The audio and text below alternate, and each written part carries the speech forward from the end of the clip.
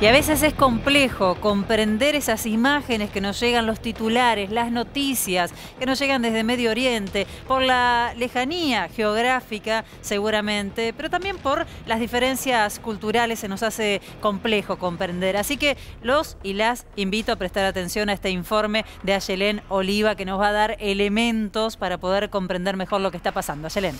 ¿Cómo está? Felicitas. Sí, realmente una situación compleja de entender, sobre todo porque tiene muchísimos años de historia, y para eso quiero que lo primero que queremos hacer acá es ubicarnos en el mapa. ¿De qué estamos hablando? Parece algo obvio, pero tal vez no tanto. A ver si podemos poner el primer mapita de cuando hablamos de Palestina. Acá tenemos un mapa con las fronteras actuales de Israel. Lo que ven en el amarillo clarito es Israel.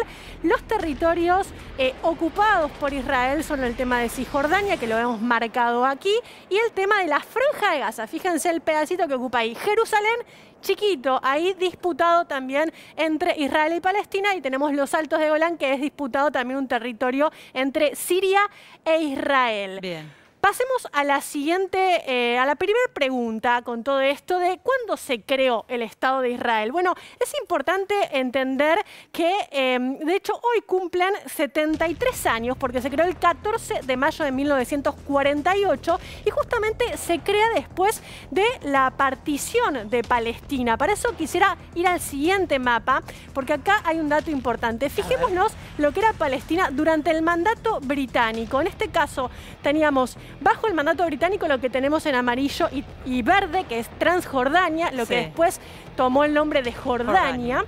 Y a Palestina ocupaba todo este terreno, ¿no? Que actualmente, como vemos comparativamente con el otro cuadro, el otro mapa, vemos ahí cómo ocupa Israel ese lugar.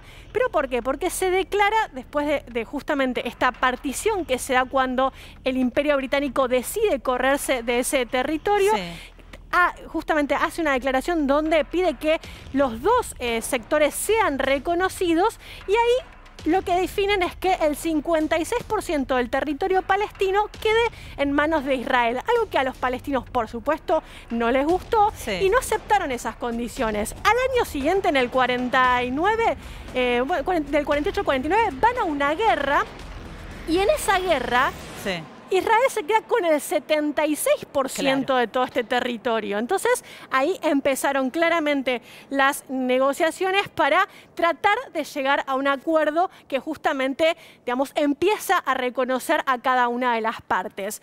Vamos a la siguiente pregunta. Bueno, ¿qué es la Franja de Gaza? Algo que hemos estado hablando muchísimo durante toda esta semana, pero para eso también, no sé si acá tenemos el mapita, pero recién lo veíamos, está ahí al límite sobre el mar Mediterráneo. Para que se den una idea, es un pequeño, muchas gracias, ahí lo vemos, donde está ahí marcado, es un pequeño territorio que tiene la extensión de 360 kilómetros cuadrados, es decir, poco más de 2 ciudades de Buenos Aires, no mucho más que eso. Y en ese lugar se concentran más de 2 millones de palestinos. Ese es un dato importante porque es un lugar sumamente poblado, densamente poblado. Bien. Ese es un dato interesante, ¿no? Es interesante cuando hablamos justamente de los... Cobra otra relevancia cuando hablamos del conflicto, claro. Cuando hablamos justamente de esto de los cohetes que están direccionados o no, bueno, realmente tenemos una concentración poblacional importante, y que ahí están los palestinos que se fueron refugiados del territorio cuando se conforma el Estado de Israel y se van a Gaza y a Cisjordania también, ¿no? Entonces, ahí tenemos una gran concentración de población árabe. Me interesa decir, en tema de Gaza, que estuvo durante 38 años ocupada por Israel, y eso es recuperado en el año 2005, cuando se retira Israel de Gaza. Igualmente en el 2014 también hubo una avanzada del Estado de Israel ahí. A ver, es una situación muy... Me voy a acercar acá porque es una situación muy diferente a la que viven los palestinos en Gaza que en Cisjordania. Porque Cisjordania y Palestina con Jordania tiene buenos vínculos. Entonces pueden, por ejemplo, trasladarse de un lugar al otro. El caso de Gaza está rodeada de mar, el mar Mediterráneo, y del otro lado de Israel, que no pueden ni pisarlo. Y esto complejiza todo, incluso lo sanitario. Absolutamente, todo, de hecho, alimentos, hay un montón de variables ahí que siempre juegan en contra de los palestinos que viven en Gaza. Vamos a la siguiente pregunta.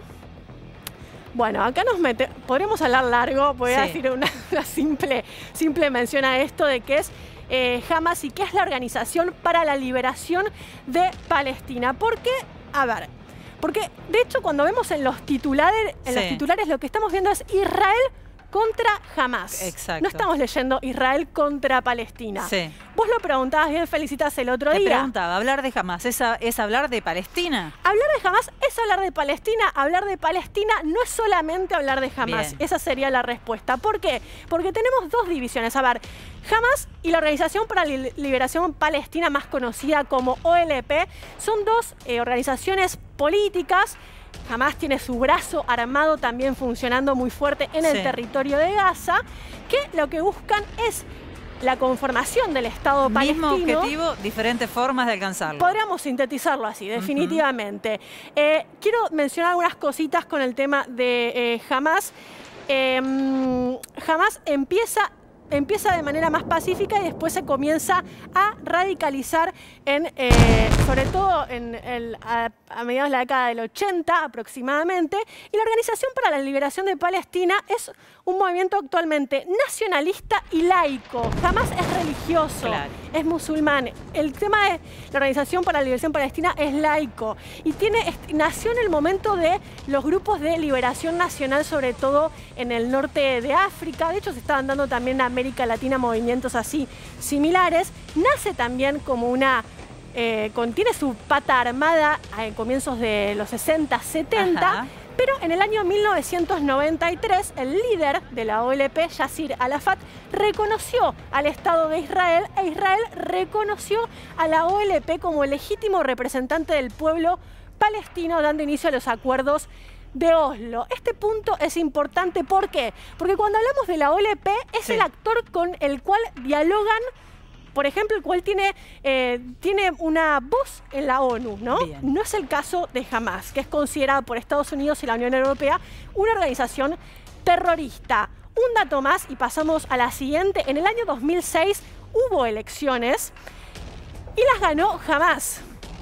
Pero en la comunidad internacional, no la comunidad internacional, diría Estados Unidos principalmente, Israel, no reconoce esa elección, empieza a socavar eso. Y entonces, ¿qué es lo que pasa?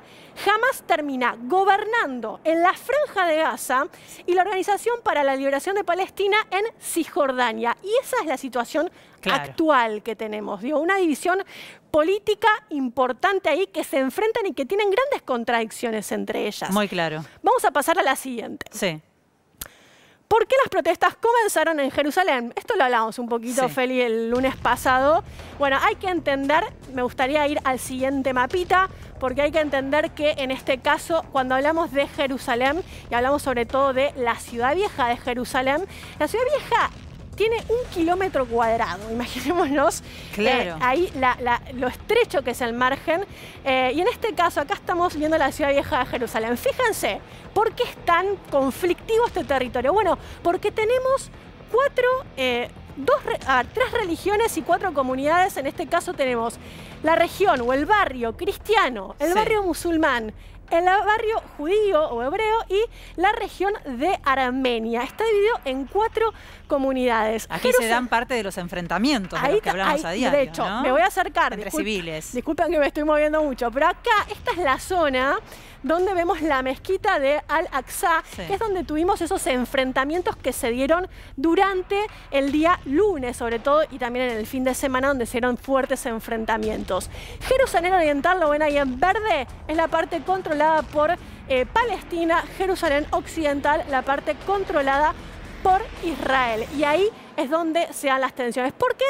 Básicamente porque Jerusalén es una ciudad donde tanto Israel como Palestina la consideran su capital. Y es por eso que se dan esas tensiones. Claro, yo dije enfrentamientos y me refiero a los civiles. Lo que veíamos era represión directamente. Bueno, ¿no? también esa es la pregunta, digamos, que corre toda esta semana. Digamos, una pregunta central también que nos podemos hacer es qué pasó de esos enfrentamientos civiles a estos tiroteos y bombardeos. Porque digamos, de alguna manera hay sectores que son los más radicalizados de los palestinos y de los israelíes, de la política estoy hablando, que se benefician también de esta polarización, ¿no? Y en el medio quedan los civiles que, bueno, vemos esos choques y esos enfrentamientos. Vamos a la siguiente y no sé si última pregunta. ¿Qué quieren los palestinos? ¿Qué quieren los israelíes? Pido perdón de antemano porque estamos simplificando un montón. Claro, digo, hay muchísimas aristas más. No quiero que digan, bueno, faltaron, por supuesto que faltan cosas. Líneas para comprender, básicamente. Líneas generales. ¿Qué quieren los palestinos? Los palestinos quieren un Estado propio, quieren la conformación de su Estado porque hasta ahora no tienen, digamos, no tienen un Estado, sino tienen territorios, están pidiendo los territorios que ellos consideran ocupados por Israel. ¿Y qué quieren los israelíes? Bueno, la paz con los árabes, ¿no? Quieren la paz, vivir en un territorio donde puedan vivir de manera pacífica. Ahora, para eso los palestinos le piden ese reconocimiento del Estado palestino y es por eso que digamos, hablamos de la ONU y hablamos también de países, incluso como Estados Unidos, ahora de vuelta con la presidencia de Biden, como no fue con la presidencia de Donald Trump, lo que ven o lo que reclaman es la solución de los dos estados, es decir, que los dos estados también puedan existir, coexistir y reconocerse para poder vivir en paz. Algo que, por supuesto, no se va a resolver en las próximas semanas, ni mucho menos porque es un conflicto histórico, pero que al menos desde aquí pedimos que se calme, que se detenga un cese al fuego para empezar a tratar de establecer algún tipo de negociación y de conversación entre las partes. Gracias, Ayelén, muy claro.